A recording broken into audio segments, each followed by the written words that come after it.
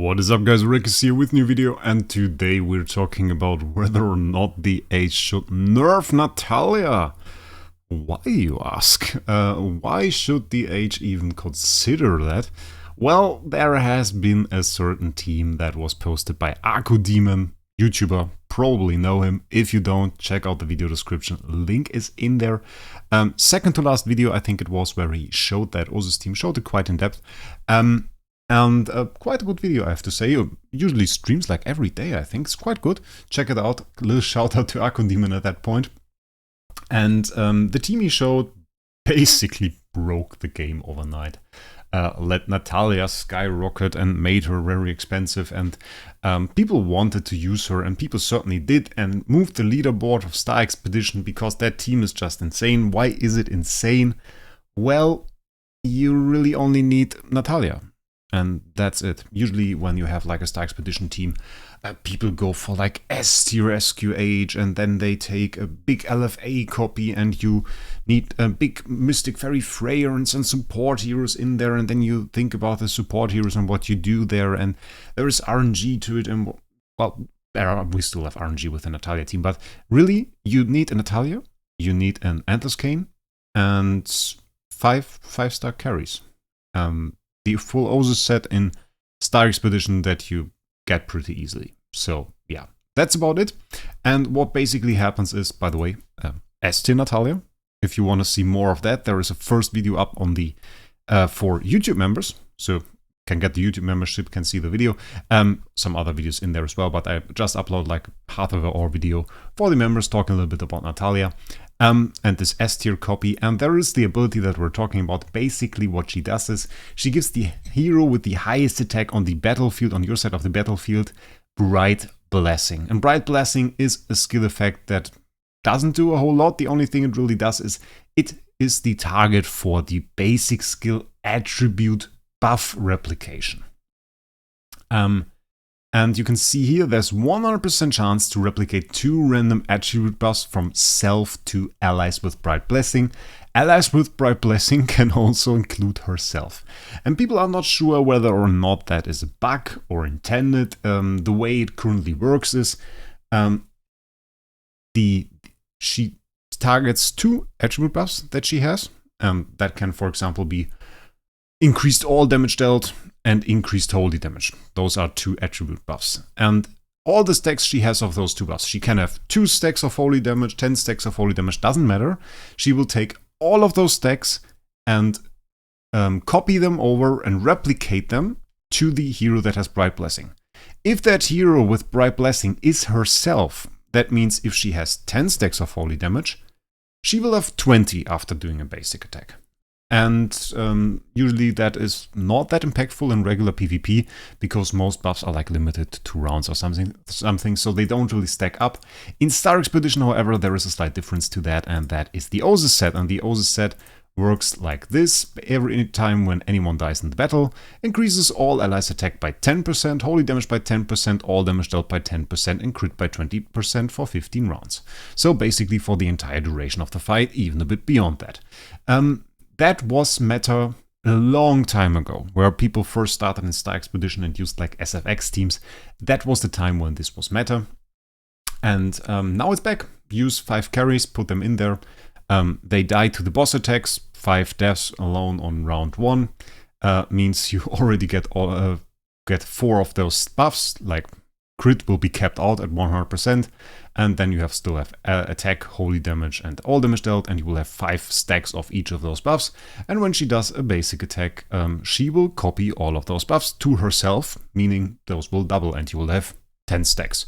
And then carries revive and die again and give you some more buffs, and she doubles those buffs every single round. And in the end, you sit there with sometimes 2000 stacks of all damage dealt. So 20,000% all damage dealt buff. And that is enough to even elevate the weakest of Natalias into realms where usually only good teams are present. So basically everybody who has a Natalia can now do stupid amount of damage. We saw E plus 15 damage with like 8 million attack Natalias, which is not early game, I would say, like maybe mid game. Is that mid game? nowadays. Is that called mid-game? I don't know. I'm not sure about the terms. People will probably disagree. Some will agree, some will disagree. I think it's not that clear in terms of that. I saw some whales that have 8 million attack pretty early on. For some it takes a bit longer, but around 8 million attack. And if you have more, of course, you do more damage. There's one exception to that, and well, that's me. Basically, if you have a high amount of treasure train buffs, which we certainly have, and I heard some people say it was around 200 million, the mark, where you just had too much, well, then your carries end up looking like this, and you have 700 million HP, and that's, yeah, well, that makes it no longer worth it, because the Star Expedition boss takes too long to kill my carries. So, yeah, I can't really use that strategy. I still do more damage than most people with the Natalia, with my normal strategy though, with the normal team I use. Still, if I could use my Natalia, given that she's an S tier with 25 million attack, we could probably do a very nice video where we kill, I don't know, boss 1 or something in one shot, which would be absolutely broken. And we would end Star Expedition at that point. And yeah, I'm probably, it is for the better that I can't use it, and that is currently for the moment mostly mid, low, and low spenders that have a ton of fun using Natalia to break the game, which is alright. Which is alright for the moment. I can live with that. And now, of course, people were talking about a nerf. And it makes sense. It is kind of the same discussion we had about Fantasy Arcade, if you remember that video. Added to Fantasy Arcade was also that it was a bad game mod inherently. But there was the problem with it that part of the discussion was that people, especially in early game, profited very much by it. They have like no sources of Stellar at that point, like Void Vortex doesn't give you a lot of Stellar and all of that. And suddenly you get Fantasy Arcade and you have the same Stellar income that somebody at my level in the game, at my clear level, has as well. And that is of course insane. I, for myself, would have doubled my income of Stellar, so the difference in Stellar income would have been the same. Percentual, of course, that is another story, that is a difference. But the discussion there was, people didn't really want that taken from them. And I can understand that. Every time somebody gives you something that you enjoy, of course you don't want that to be taken away from you. That makes sense that you want to keep that. The question, of course, is that really healthy? And then there is another layer of if it is in the interest of the age. Is it healthy when somehow people now do pretty similar damage to high-end players, even if they have literally low investment in their accounts? Well, I guess it should be worth it to invest towards making your account stronger. And if you, well, can't really go for train anymore because you have Natalia, and Natalia has to be, well, not weak, not in that sense, but you have to keep your 5-star carries weak, so you can't really go for too much train because that would give you HP, and then your Natalia strategy would work, and that would be kind of strange, I would guess. Like there was like this point in the power where you're too strong probably to use a Natalia team, but too weak to really have a good other team. So you would be stronger if you had less train buffs. Like, it's not the case for me. Well, in a way it is the case for me because I can super invest into Natalia, and that would probably be like even stronger, right? But you need to have like weak train buffs to make Natalia good, and that doesn't make sense. Like, neither for the game that now rewards you at some places, even with treasure train stuff like arcane jewelry, for example. We get rewards now, we get treasure train stuff. Here we have HP, for example. Here we have HP. And this alone would not be enough. It's 27 billion. That would not be enough to make my carries insanely strong. But like, how weird would it be if you got those treasure trinkets from an event and you said like, okay, do I use them, or does that potentially make my carries too strong? That is weird, right? I think that's weird. And that like devalues the entire mechanic, and probably should be considered when deciding whether or not this should be nerfed.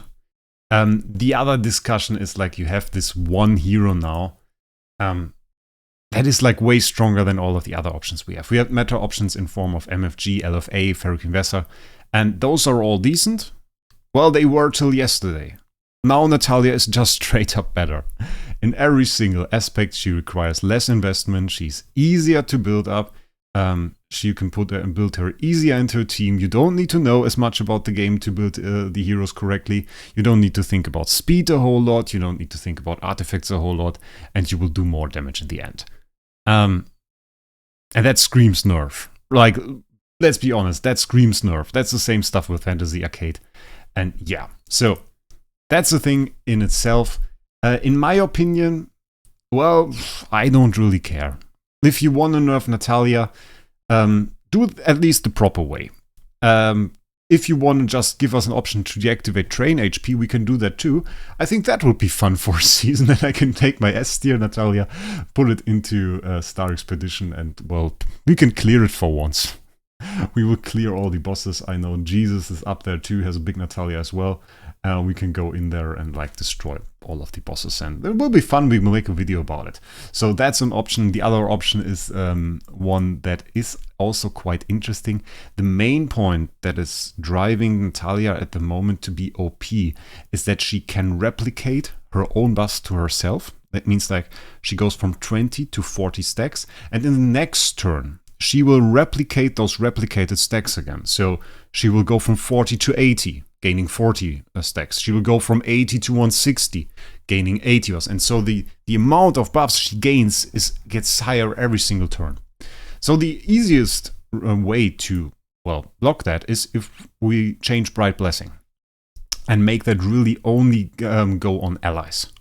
Not on herself, only on allies. And I think this might actually be a bug, because in the game files, abilities are coded like that. They have a number that decides who they target. And there is a number that means all heroes on your side of the battlefield. And there is a number that means all allies. So like everybody except the hero that has the ability. And I think the guy coding that just messed up those numbers and was meant to like not include herself and not target herself. And actually, if she doesn't target herself, it is substantially weaker, because if she doesn't replicate buffs that she replicated the turn before, this doesn't escalate. This isn't exponential anymore. She can only copy like 10 stacks, and maybe she will get another stack of that buff in between. Then she will copy 11 stacks in the next turn. So that will be much more balanced and not end up with those thousands of stacks that will actually break the game. I think that would be quite a reasonable buff, and still would allow pretty low investment teams around her. If you, for example, remember the times right after we had those OSIS teams with SFX, we had a time where you had like, I think it was like EOS and Ferric Investor or something like that. And you had one hero a little bit higher attack than you had the other. And the lower attack one was actually your damage dealer, and the higher attack one was there to take the energy drain. You can do the same here. Natalia, as highest attack, takes the energy drain, will do a bunch of basic attacks, copy buffs over to your main damage dealer, and your main damage dealer will be a little bit lower attack and just attack the boss. Well, you can use whoever you want. For example, LFA would be decent, I guess. And then you can add 4 carries, do a little bit of OSIS, and I guess that will work reasonably well. So that is a team that you will still be able to build. Will of course do way less damage than this escalation here. But I'm honestly afraid, well, that Star Expedition might just end, because we are getting closer and closer to that. And certainly a hero like this won't help it, because that will just, yeah, will just infinitely speed that up. Instead of a few more seasons, we'll probably end it next season. But yeah, like there can be different opinions about this. I think this would be quite a reasonable nerf. There were some talks about limiting stack size, like if you have 200 stacks of holy damage, then you can't gain any more. And I mean, it's certainly good for the stability of the game, but it all depends on the numbers. Like if you say 200 stacks, I guess that's okay. Like 2000% all damage or something like that, that's still quite insane. And in normal situations, you don't get to 200 stacks that easily. But if they do like something like 10 stacks at the max, well, you reach that in so many normal situations. And I think a limit like that should really be at the extremes. At the extremes. Well, you're really pretty sure that this is unintended areas and unintended amounts of stacks. there you can have such a limit, but I don't think it should be in the area where you regularly hit. So tell me your opinion about this entire topic in the comments. If you care for Arcodemon's channel, check out the channel description. If you want to see more of this Natalia, this S tier copy, and maybe find out some of the secrets, it's not really a secret, about bonus stats and everything that I put in here, well, then make sure to get the YouTube channel membership. And, well, for anybody else, check out if you're subscribed. Sometimes people forget that. And with that, I wish you guys a great day, and we'll see us in the next one.